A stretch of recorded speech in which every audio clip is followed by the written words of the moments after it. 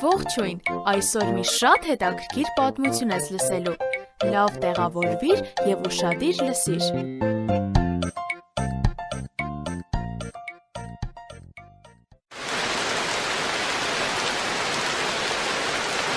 Մայրիկ, անձրև է սկսվում։ Հրաշալի է Թիֆամ,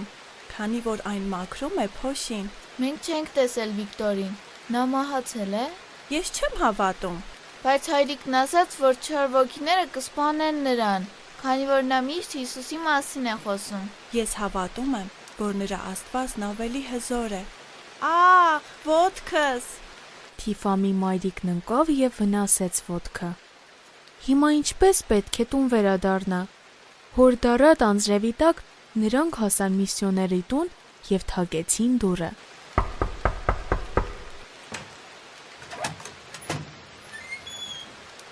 Եվ ով բացարեց այն։ Վիկտորը, նա ողջ էր։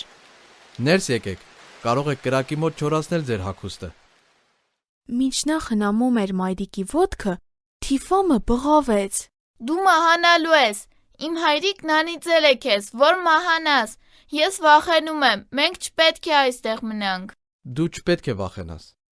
Անեծքն ինձ վրա չի կարող ազդել, քանի որ Հիսուսն իմ Տերն է և կպաշտպանի ինձ։ Վիկտոր,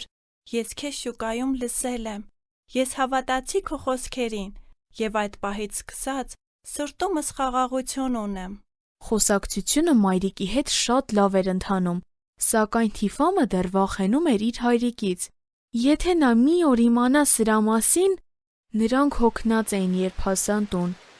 Եղանակը գնալով ավելի ու ավելի էր վատանում։ Անդադար ամպրոպ էր և անձրև։ Գետերը դուրս եկան իրենց ափերից, փողոցները մաքրվեցին, բայց դեռ թույլատրված չէր տնից դուրս գալ։ Ո՞վ է։ Վիկտոր, ինչու ես եկել։ Սողանք է եղել։ Անբարենպաստ պայմանների պատճառով քարերի կտորներ են պոկվել։ Հեռացեք տանից, հակառակ դեպքում կթաղվեք ցեխի մեջ։ Հիմարություն։ Մենք մնում ենք այստեղ։ Ոգիները կպաշտպանեն մեզ։ Նրանք չեն կարող ձեզ օգնել։ Միայն կենդանի Աստված կարող է օգնել, եթե հավատաք նրան։ Ես չեմ ուզում դա լսել։ Հեռացիր, դուրս գնա իմ տնից։ Մինչ Վիկտորը կհեռանար, նա տիկին Օրեստիլին քաջալերեց ասելով. Տիկին Օրեստիլ, Աստված ձեզ հետ է։ Վիկտորը նոր էր հեռացել, երբ Օրեստիլը վերցրեց իր ամենամեծ դանակը և զայրացած դուրս գնաց տանից։ Կանգնիր, հայրիկ, մի արա դա։ Շարունակությունը հաջորդ թողարկմանը։ Մեզ հետ կարող ես կապվել hypocric@gmail.com հասցեով։ Կրկնում եմ HAYPOQRIK@gmail.com